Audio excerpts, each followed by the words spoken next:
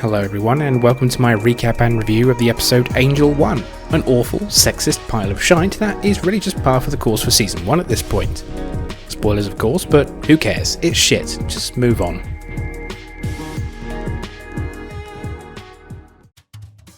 The Enterprise has travelled to the planet Angel 1 after finding the wreckage of an old freighter that went missing several years ago. It seems a handful of escape pods managed to make their way here, so they want to see if any of the survivors are still, surviving. In our latest dumb culture adventures, Angel 1 is a completely female-dominated society, so because they likely won't respect Picard or Riker, Troy gets to be the captain today and asks their leader Mistress Beata for permission to beam down to the planet to have a look around. Beata says that as long as it's only a brief visit, that should be okay. On their way to the transporter room, Riker and company bump into Wesley and his mate, who are off to a skiing trip on the holodeck. Let's just hope nothing goes wrong again, eh?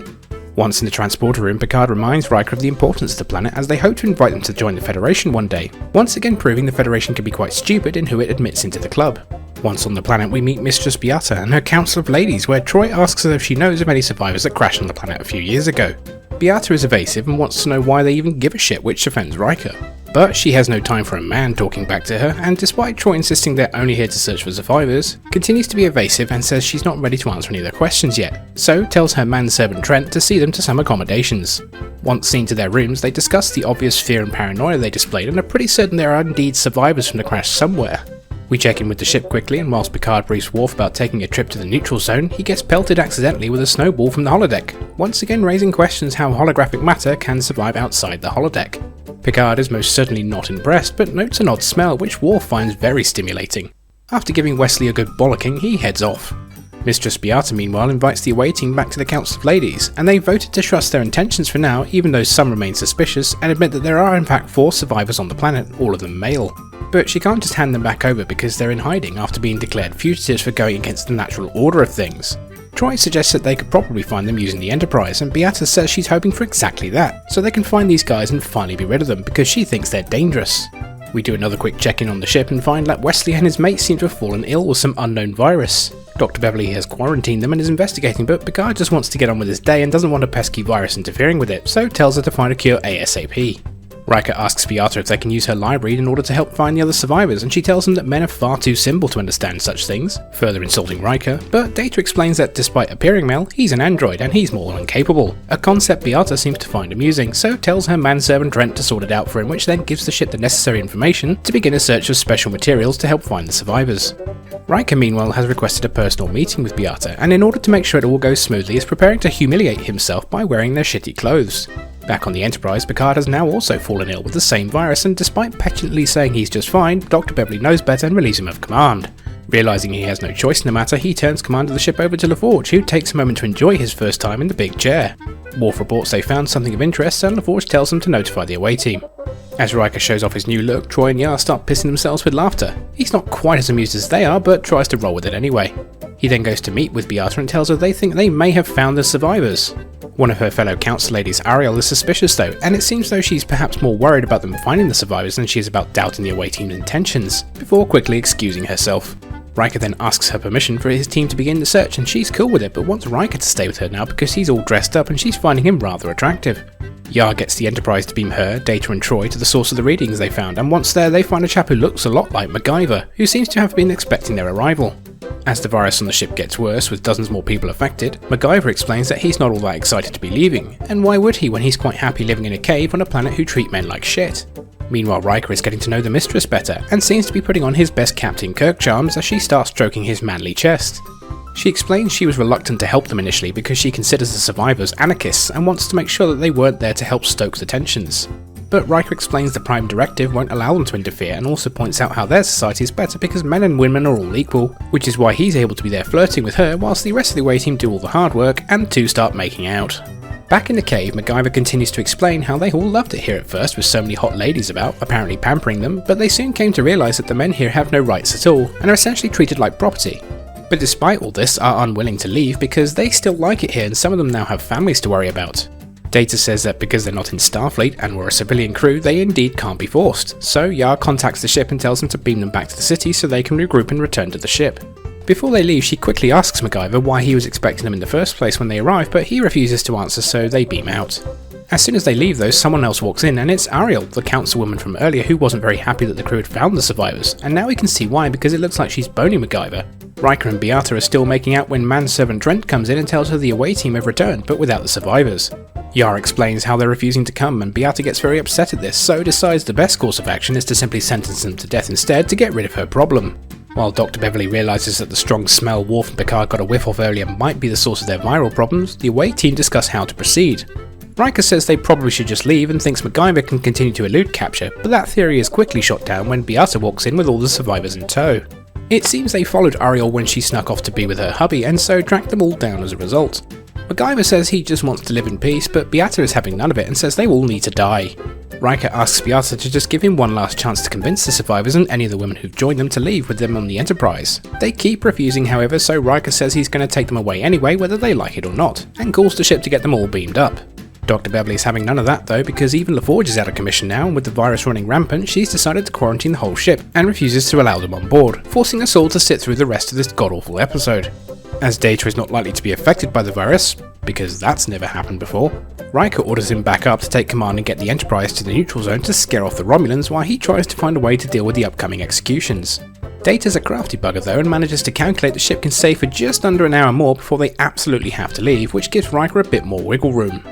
As everyone meets up to witness the executions, Riker makes a preachy speech about how killing MacGyver and his mates won't necessarily stop the discontent on the planet, and if anything might turn him into a martyr, and then they're really going to be fucked, so implores Beata not to go through with it. She looks for a moment like she's going to do it anyway, but at the last second stops it from happening and says they'll adjourn to consider his words. Luckily the time Data bought was enough for Dr. Beverly to come up with a cure, so they can now beam everyone up if they need to. Riker tells Data to stand by while they wait to hear what Beata has to say. She comes in and says, yeah okay, we won't kill them, but we will exile them to a shitty part of the planet so they can hopefully delay the inevitable revolution on their planet. With the day saved and the Enterprise cured, they beam back up and quickly head off to the neutral zone to give the Romulans what for.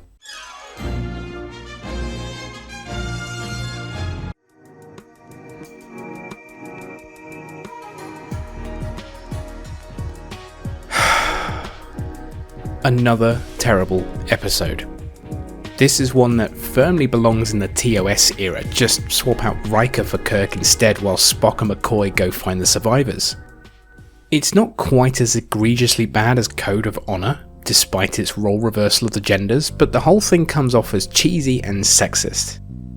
It's yet another rehash of other various Season 1 and TOS tropes, such as the Prime Directive being a problem in how the characters deal with the situation, the ship being incapacitated so the crew on the surface can't rely on them for help, another backward alien society that's also completely human looking, and just for good measure some ticking clocks in the background which demand an urgent resolution.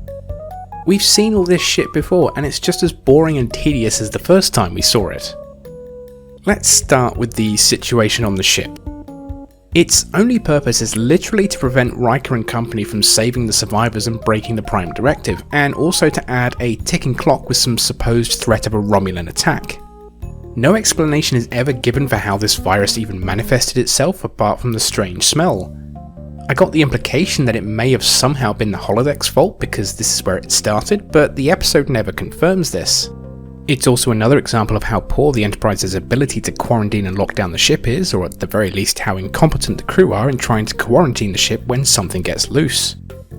Crusher mentions at the start that she quarantined Wesley and his friend, but that's not nearly enough. I mean, you need to lock down the ship entirely to prevent people mingling and spreading it further, so it just makes her look bad at her job and Picard complicit for not insisting on a full ship lockdown. As for the threat of the Romulans, I think I would have much rather watched that episode than this one. It just sounds like it would have been much more interesting than this entire episode. There is however one aspect to this subplot that I did like, and that's when Picard gives command to Geordi.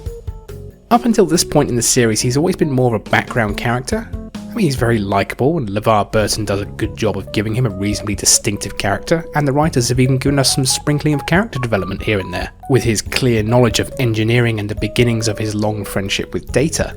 But in this episode he's given command of the ship for the first time, and I like how it briefly focuses on this obviously big moment for him. Sadly though, we don't get much more than this, and the moment is lost in the rest of the bullshit floating about. As for the main plot itself, I honestly don't really have a lot to say about it. It's a rather preachy episode, particularly towards the end when Riker gives his speech, and despite this being a planet of supposedly strong and powerful women, it quickly falls into that trope of their leader swooning over the very masculine male, in this case Riker.